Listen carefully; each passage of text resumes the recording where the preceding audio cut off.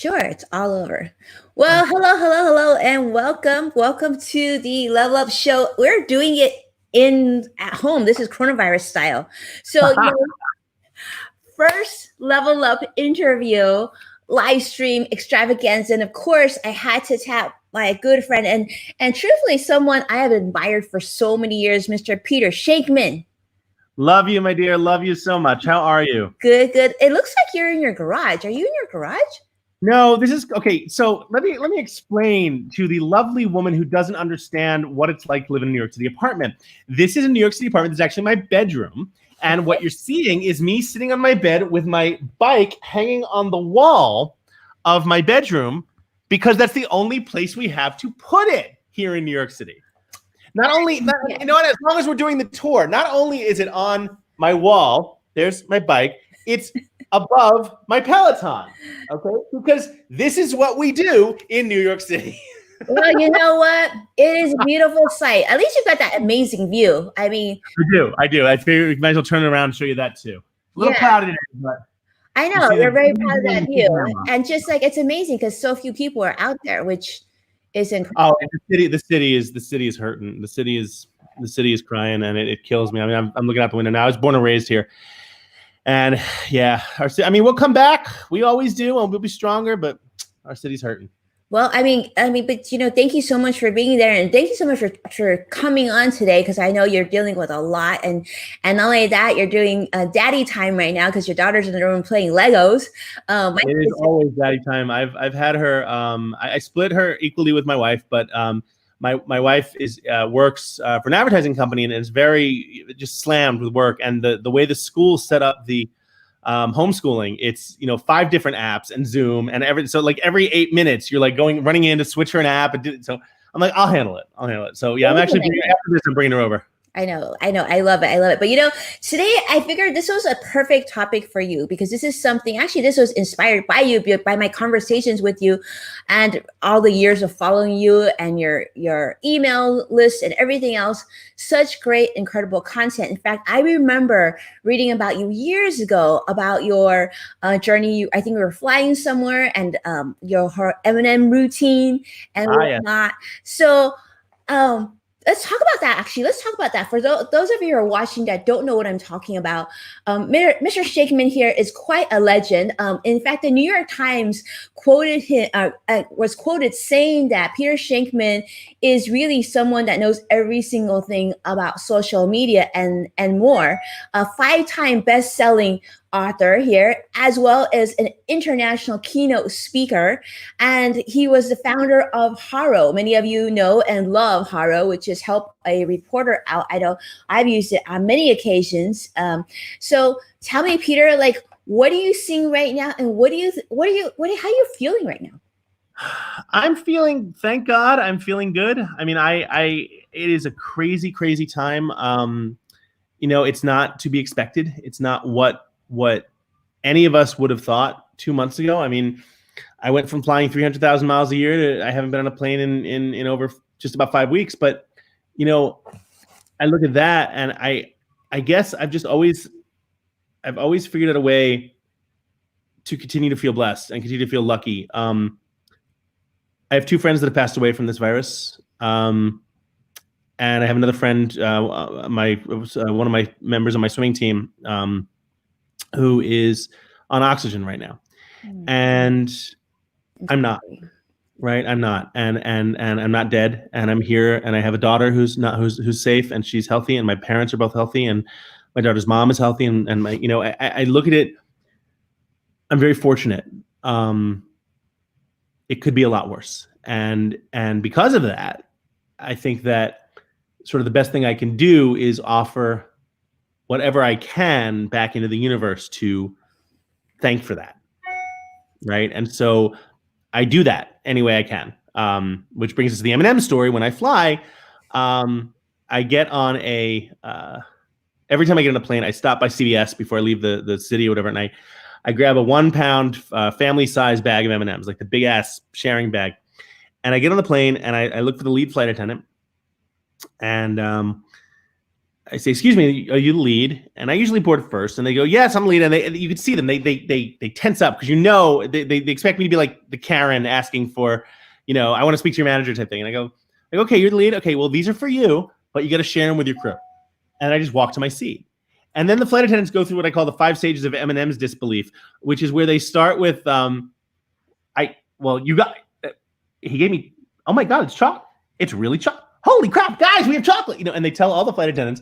And within 3 minutes, like all the flight attendants are high on chocolate, and they're all high on sugar. And as this happens, 400 people are now boarding a flight, being greeted by happy, smiling, sugar-high flight attendants.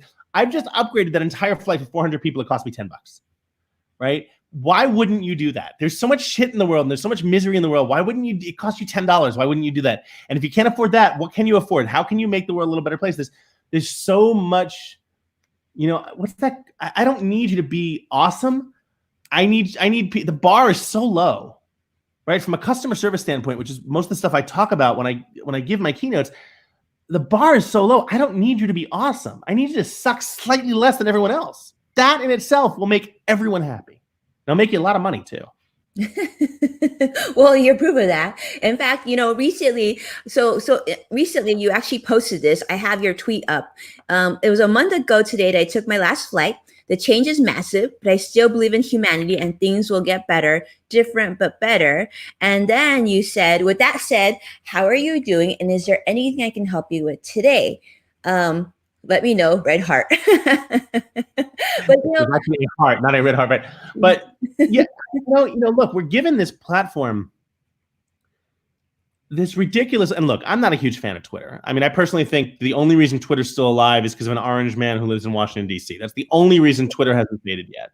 But since it's still there and we have access to it, why aren't we using it for good?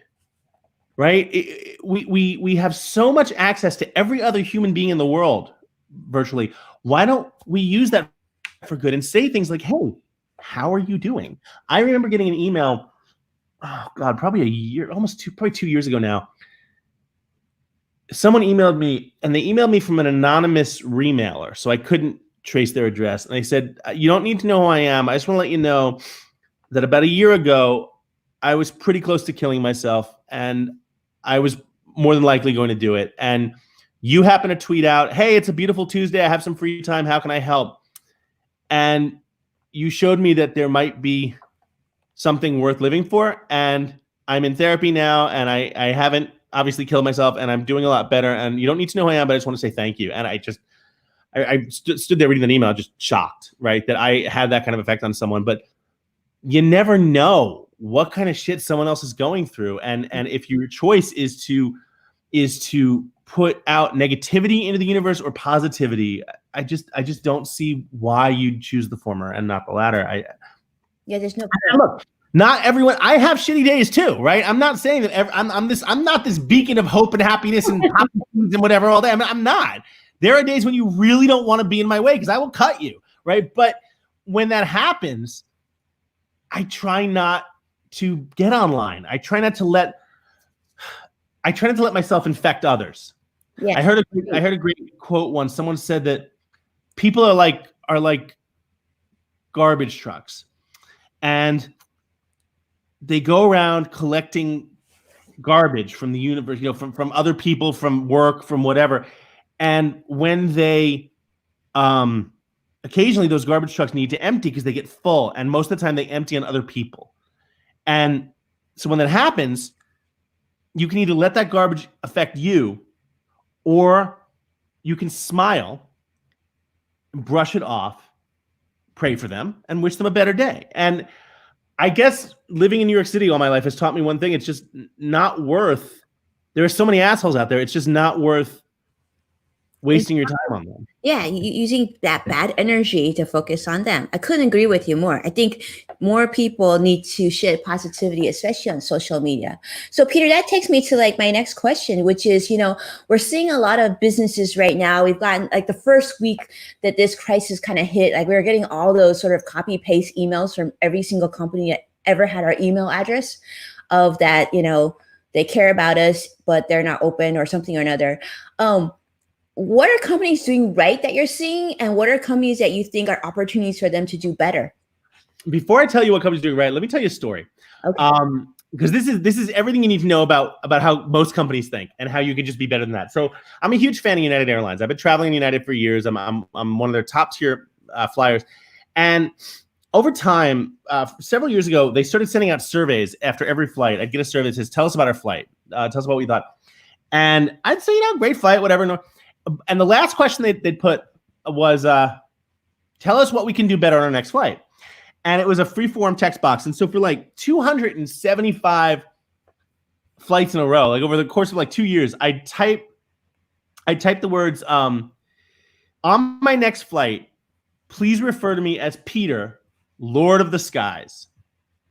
Right? Never expecting them to do that. But I thought it'd be, and of course they never did it. But here's the thing: after I never got a response. Right? 275 of the same surveys, I never got a response. And what would have been nice is, after 50 of them, I would have loved to call from like their VP of marketing. "Hey, asshole, we're never going to do that. Stop it." Right? Anything just to let me know they were listening. Right? The fact that they didn't do anything, they weren't listening, tells me what happens if I have a real problem. Right? So sure enough, 275 flights later, I'm getting on a plane, and I guess I told that story, and I guess someone must have heard it. Because I'm boarding the plane, the gate agent says, "Mr. Shankman, can you come back to the gate?" I'm like, "What?" She's like, "Are you Peter, Lord of the Skies?" I'm like, "Oh my God, they've heard that." So now it's in my profile on United. My ticket prints out as Peter. I think it's Peter Shankman, Peter, my middle initial, and then Lord of. The funny part is that all they had to do, right, was just a response. Most people who complain on Twitter don't really need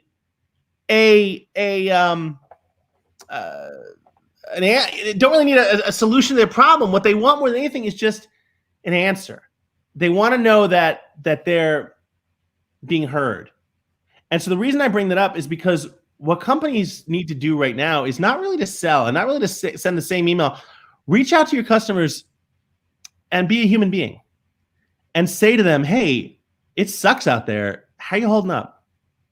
Or we know that you order toilet paper from us every month. We just want to let you know we have some in stock. We're not selling you. We just want to let you know if you need it.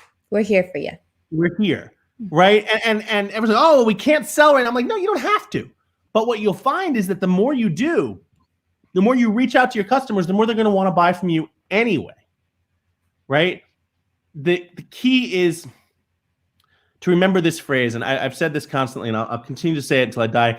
People with resources tend to distribute opportunities to people they trust. And the way people come to trust you is when you are there for them when they need something and you're not trying to sell them. End of story. Yeah. And so you've seen that, right? I just saw a Nike commercial. It was great. It was like giving people ways to be able to exercise at home, like such a simple thing, right? But there's still a lot of brands out there that are actively selling, or they're doing it in a sort of a creepy way. And you know what I think? I think that's awesome, because the more they do that, the easier it is for the brands that get it to shine like the sun, right? My favorite joke in the world is the two guys are running in the woods on a trail run, and they see a bear, and they're like 5 miles in the woods, and they see a bear, and the first one's, "Oh my God, it's a bear, we're gonna die." And the bear sees them, and he starts to raise his claws and come towards them, and the first one leans down, and he tightens up his running shoes. Second one says, "What the hell's wrong with you? You can't outrun a bear." And the first one says, "No, I just need to outrun you." Right? So I don't need you to be awesome. I just need you to suck slightly less than everyone else.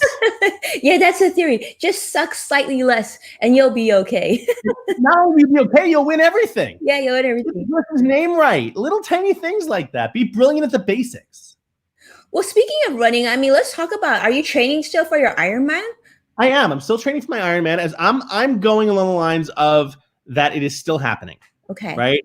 I don't know if it is yet. It's October, so they got plenty of time. I'm hoping it does. But I'm training like it is. So I have a Peloton bike and a Peloton tread, and thank God. I'm actually not riding my real bike outside currently, because I don't want to, God forbid I fall and break something or whatever. I don't want to tax the New York City hospitals any further than they already are. Mm-hmm. I think it's just kind of selfish for me to go outside and ride right now. Right. I can run outside, which I've been doing, but I'm not going to ride, because New York City's crazy. You think everything's fine, then you wind up getting sideswiped by a bread truck or some shit. So I'm not going to do that right now. I'll go out. I'll start riding again when the city reopens and the hospitals have a break. But I'm riding my Peloton bike every day. I'm riding on my treadmill every day. My Peloton handle is Peter Shankman. Just one word, and I encourage everyone. I will race you anytime you want. I'm usually on my bike by like 3:30 in the morning.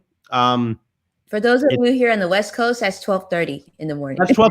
So yeah, have a couple of drinks and then let's race. Go back to the club. You going home? Yeah, I got to race Peter in New York. But I've always been that for the past like 15 years. I've been that morning person, and it's just I love the mornings. It's just such a it's so my time. It is. And those of us who know you know that there's also a very smart reason that you do this. It's not just because you're a morning person, but also it's good for you. You have to have this in order to function, right? Yeah, it gives me all the dopamine I could ever want. All the dopamine I need, all the energy I need, I get from my morning workouts. Until I don't, it's funny, even my daughter notices that. She'll say to me, "Daddy, did you work out this morning? Or Daddy, did you ride your bike this morning?" And she knows, right? I'm like, "Oh, no, not yet, honey. I'll do it later." "Oh, because you're not as smiley." But she also kicked me out of the kitchen to do this interview because she was doing her Legos and didn't want to be disturbed. So, well, she is the queen of the house. I mean, we have to give her that. She's how old right now? The queen of the house is almost 7 years old and ain't going to be getting no dinner tonight. I'll tell you that shit. No, she's a great kid. I am so blessed. I love her. She's awesome. She keeps me on my toes. I couldn't be happier with her. I mean, you must be so happy right now because I mean, otherwise it'd be kind of lonely at home, cooped up. It would be. My parents live 3 blocks away. I bring them supplies and stuff. I can't actually go to their house, but I can drop it off at their apartment door and then knock on the door and then take 10 feet back and then look at them and say hi. Mm-hmm. It does kind of suck. I do miss them. There's no question about it. I am sad for the fact that my daughter can't hug her grandparents. But someday soon, God willing, knock on wood, someday soon. Yeah, hopefully soon. I mean, there's just so much going on. So let me ask you this. So how have you pivoted your own business? Because I know you're usually traveling all over the world, doing speaking events. What does your work life look like now? Well, you asked me to do this on 24 hours notice, and I certainly have the time. So that tells you something. I'm still doing stuff. I've pivoted a bunch of my speaking to webinars and to online talks, and that's fine. Mm-hmm. I think my parents would be so proud of me. I was able to I've been saving money, right? I've been putting money away. Not that I thought this shit would happen. I don't think anyone thought that, but it's good to have a nest egg or something to, it's good to have a safety net. And I have. And so I've been able to, I'm not worried.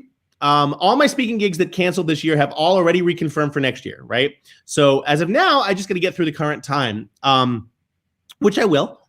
And, I'm figuring out new ways to do things. I'm doing a lot of virtual work for clients. Like I said, I'm doing some webinars. I've relaunched a couple of courses I have. Not so much that I need the money, but just because if I don't have things to do, nothing good ever comes out of me not having things to do. I know. I saw that sign you put in your refrigerator, right? It says something in the nature of like, I don't know, something like that you're not hungry. I put a sign on my fridge that says, "You're not hungry, you're bored, walk away." Right. Yeah.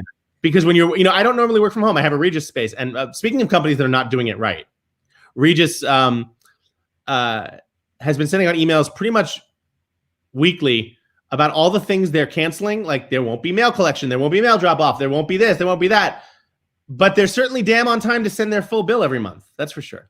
But yeah, because I'm working from home now and not in my office, I actually have I put a sign on the fridge that says, "You're not hungry, you're just bored, walk away." Because when you're working 3 feet from the fridge, it's pretty easy to take that break and get some food. So trying to avoid that. Yeah, and it works. To my credit, I haven't gained weight. To my credit, I have not gained a pound. I've actually lost some weight since the quarantine started. So I'm not eating my way through this. Well, you're still doing training, right? I mean, I think you said you're training with your trainer still. But I'm training my trainer. We're doing virtual sessions. And then I still have my bike and my tread. The only thing I can't really do is swim. But at the end of the day, when you can't out-train a bad diet, right? So if I'm ordering pizza every night, I could ride the bike until my legs fall off. If I'm ordering pizza every night, that shit ain't going to fly. So fortunately, I am being very careful about what I eat. I'm eating a lot of vegetables.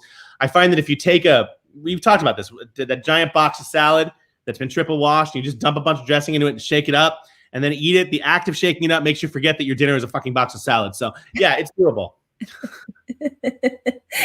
And I was saying, like, well, did you wash your triple washed salad? It's washed. I trust that it's washed. Guys, stick it in the microwave. Like they're saying right now, if you order delivery food or whatever, you just stick it in the microwave and nuke it for like 20 seconds. You know what? I got to be honest with you. You get to the point where you just hope for the best. Where you're exactly. I mean, for God's sake, it's New York City. I mean, I'm looking out the window right now, and the clouds have moved in. It looks like something out of Ghostbusters. We're about to be attacked by Zool. You know, life goes on. Sometimes you can eat the salad. I am not a Ghostbuster. That was Peter Venkman. Do your damn homework. You probably wasn't even alive when the movie came out. That was Peter Venkman. It came out in '84. Believe me, I got more than enough abuse from that when I was in 6th grade. That's amazing. Well, you know, I've been looking at every time I see marketing right now, and I'm thinking these emails. And on that note, I actually got an email from WeWork recently, and they said they wanted to share with us that since their space is empty right now, they're letting healthcare professionals use their space for free. That's awesome. How many healthcare professionals do you know that are hanging out at WeWork right now for free? Well, I mean, unless they're using it to sleep. Yeah, right. Bunking in. But is there beds at WeWork? No, but I mean, if they're bringing backpacks, I mean, I have a bunch of my firefighter friends are carrying backpacks in their car or knapsacks in their car with sleeping bags in them, and they're just bunking in wherever they can. So if that's what they're doing, great. I never really thought of WeWork as sort of the charity and happiness type place anyway. But if that's what they're doing and they're letting them do that, great. I know Marriott's doing that, which I think is nice. It's nice that Marriott's finally done something after they destroyed Starwood. So no, you're seeing companies step up, and it's nice to see that. I think that a lot more companies could do that and could take advice from that. Mm-hmm. But, you know, the problem also is that a lot of companies, the second you always see the best stuff come from really small businesses. And I have a theory on that. My theory is that small businesses tend to step up immediately first and foremost after major disasters or crises because they don't have a legal team to go through. They don't want to make decisions. If they have a CEO that cares, that CEO could say, you know what, this is what we're going to do. Let's do it. Right? If you're GM or whatever, or you're Marriott, you got 14 layers of guys in suits taking antacids who are telling you why you shouldn't do this. Right? And lawyers have killed more generous ideas than almost anyone else in the world. So, you know, you got to be careful about that. But if you could just convince your lawyer, look, I want to help people. I'll deal with the fallout later. That's what I pay you for. And then do it. You'd be amazed. Yeah, I completely agree with you. I mean, take a look at the travel industry. Like you were talking about United Airlines. If you were to give them some guidance, what would you advise? Like an airline, I'm sure you've thought about this, you know, what would you tell them what's an opportunity for them to do something right? They should be telling their frontline staff that they should be empowering their frontline staff with the ability to refund any flight for the next month. Yeah. Or at least until an all clear is given. Because right now you have to go through a process and it has to be 3 days and this and that. Guys, stop it. You think you're doing a good thing, but if you're still making people jump through hoops, and it's any airline. I want to say it's not just United, it's any airline. Americans. Yeah, they're all doing the same thing. You know, guys, you know, you're already getting $20 billion from the government as a bailout. Let them do whatever the hell just let them cancel the flight. You'll make it back. You thought your airlines were dead after 9/11. You thought your airlines were dead after the 2008 crash. You thought your airlines you're never going to die. People have to go someplace. Just suck it up. You're getting the money from the government anyway. Yeah, exactly. And I would say send them an email with a button saying, would you like to cancel? Let them just hit one button and cancel that flight because they're making you be on the phone. That would never fly through legal or through their CFO, but at least make it a little easier once you do get someone on the phone. Right. It's crazy how difficult. I mean, we've been seeing, I know, because we're both part of the Adobe Insiders group, and how many people in that group have suffered flight challenges. It's obscene. I mean, I canceled probably about $28,000 worth of travel. And fortunately, I mean, only because a lot of them were international full fare flights, I didn't lose that much. I think I only lost about $900 in total, but still, it's $900 I shouldn't have lost, right? In a time like this. Right. Absolutely. Yeah, it's so true. My business partner was flying Korean Air, and they gave him the hardest time. And he booked it on miles, and so he took a big loss in terms of miles. So he's needing to find another way to get more miles to be able to fly them again. And from then on, he's like sworn, I'm never going to do that again. I'm going to go and find a different airline. I mean, What people don't realize, what companies don't realize, is that they tend to bite off the nose to spite their face, because you get the customers you want by being awesome to the customers you have, right? So can you imagine if United did something like that, or American did something like that, and the word got out, holy shit, look at how well they're taking care of these customers. That's going to translate. Once this thing is over, that's going to translate. Yeah, absolutely. Especially those of us who are talking about it, actively talking about it, we're flying anyway. And yeah, it's so true. Well, that's the other thing. You think the amount I travel, and I tweet about United all the time, you think that Delta's not following me, American's not following me, Virgin, British Airways, Korean, they're all not, of course they're all following me. They're waiting for that second that United does something that truly pissed me off and I complain to just swoop in. Right? Peter, hey, we'll match your status. Come on over to us. We'll give you a limo to the airport. We have drugs, whatever it is, right? whatever the hell they're going to offer, they're going to try to do that. So, it would be in the best interest of United. I mean, and United has treated me really, really well. But again, that's how much I fly. If they did a campaign, or any airline did a campaign, we're going to treat everyone the same for this next month. Refunds are fine, whatever. That would just generate, they'd be amazed how much more money they'd be making next year. And that's the other thing, is that up until a month ago, they were making a fortune. Revenue was for all the airlines, was the highest it's ever been. Yeah, we've totally embraced traveling until recently. And we will again. We will again. I truly believe we will again. Yeah. Well, let me ask you this. So what businesses do you think that, I mean, I read financial news every day, and there's a lot of talk about like this crisis will certainly take a lot of businesses out of business. Do you think, I mean, are there businesses that you're looking at and watching right now and thinking, I'm not sure, unless they pivot and change, this could be really bad for them? Or do you feel, you know what, I think there's still opportunity here, and I don't think it's going to last as long as everyone is projecting? Let's talk about the companies that are going to win out of this. Okay, let's do that. Disney Plus said they would, when they launched 6 months ago, they said they would take up to 5 years to get to 60 million subscribers. They're going to hit that number next month. I know, like Frozen 2 is freaking genius. Okay. Mm-hmm. That's number one. So streaming services, clear winners. Xbox, live online gaming, esports, things like that, clear winners. The second I saw the writing on the wall for this thing, I bought as much Peloton and Amazon stock as I could afford. Not just because I love my Peloton bike, but because people are going to understand that, holy crap, I don't necessarily need to go to the gym 3 times a week. I remember my ex-wife, who I still love her, we're great friends, but she was a huge Flywheel girl. Remember Flywheel, the spin classes? Mm-hmm. And she, when I bought a Peloton, she's like, oh, you're just doing the latest fad. You're whatever. You're going to, you're that. And I ignored it. And about 2 months later, I was picking up my daughter, and I was at her apartment, and her bedroom door was closed. I'm like, oh, what you got a new boyfriend in there?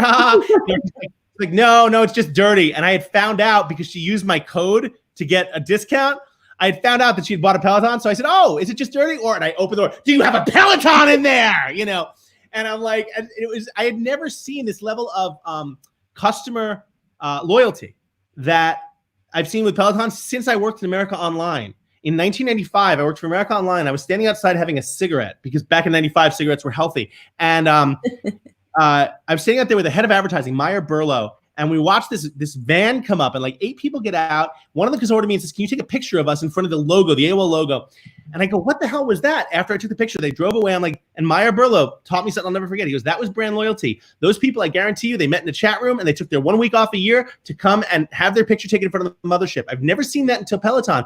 And people are realizing now more than ever. I've had 7 people in the past week alone add me as a friend because they just bought their bikes, right? So anything that matters for working at home, anything that matters for getting fit at home, things that don't allow that don't require us to leave, right? Now, granted, they're spiking, and I'm not saying gyms are going to die, but there's definitely going to be a fall off. I think we're also going to see a fall off in companies like Chuck E. Cheese or Dave & Buster's. People are going to realize they can do other things to have fun at home. My Instagram last night was filled with people having 2 things: people having Zoom Seders, which is what I did. I had a Zoom Seder with my family, but also people playing virtual Cards Against Humanity. Yes. Right? So, I mean, imagine not having to go out. Imagine everyone in 6 different complete locations getting drunk together separately and playing Cards Against Humanity. So yeah, it's an amazing new world out there, Winnie. It really is. It is crazy. You know, we've been well, my kids are getting bored too. So we're setting up this Lego Masters competition with all their friends in different locations. So I want in. I want in. Okay, cool. But here's the thing: parents are not allowed to touch the Legos. The kids have to build them, but we can obviously coach them through it. Everyone's going to have a team name, and we're going to start this weekend. So I love it. I love it. We have built. We're currently working on. So she right now she's finishing up a hospital. She wanted to do that herself. It's a pet hospital. She built that herself. I love it. Together, we're working on right now the Moonlander, which is ages 16 and up, and she's like 6 and she's rocking it. We did the Saturn V rocket. We did a Porsche together. I mean, we're just having a blast. We did the International Space Station. I keynoted for Lego a few months ago, and I said to them, I'm like, guys, I'll discount my fee, but you got to hook me up. And they just gave me like boxes and boxes of kits. So we're having a lot of fun. Oh, that would have made my kids so happy. Awesome. Well, thank you, Peter. You are incredible. And, you know, I love following all your information, but most importantly, like I shared in the beginning, I have been a fan of you for so long, and I'm so grateful for your friendship. You are literally one of my most favorite humans ever. And I'm learning so much from you during this time. And thank you so much for agreeing to do this on such short notice, because you know what? I wanted to do this, but I wanted to start my first sort of recording and everything with a friend that I knew would be very sympathetic if I didn't get the tech down. So anytime you need me, you know I'm here for you. I love you. Thank you so much. Well, keep safe, and we'll keep talking. And thank you so much. Oh, let me see. So what's Peter's last name? Peter's last name is Peter Shankman. And in fact, I'm going to go ahead and put up his information right here so you guys can all follow him. And I am on every single social network. I am at Peter Shankman. See it? You guys, every single one. Put it up.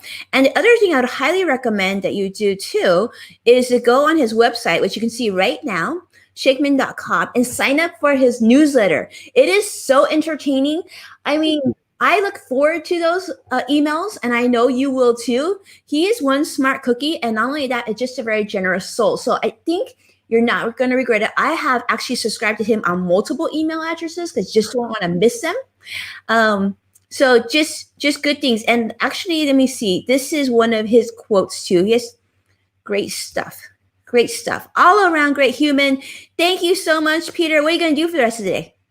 I am going to wait for this rain to stop. Then I'm going to go drop some masks and food off at my parents, and then take my daughter to her mom, and then come home and sleep for the first time without being woken up 8 times in the night by a daughter or a cat. So I'm excited for that. Yay. I love it. And for once, we actually had the same weather because we're raining here too.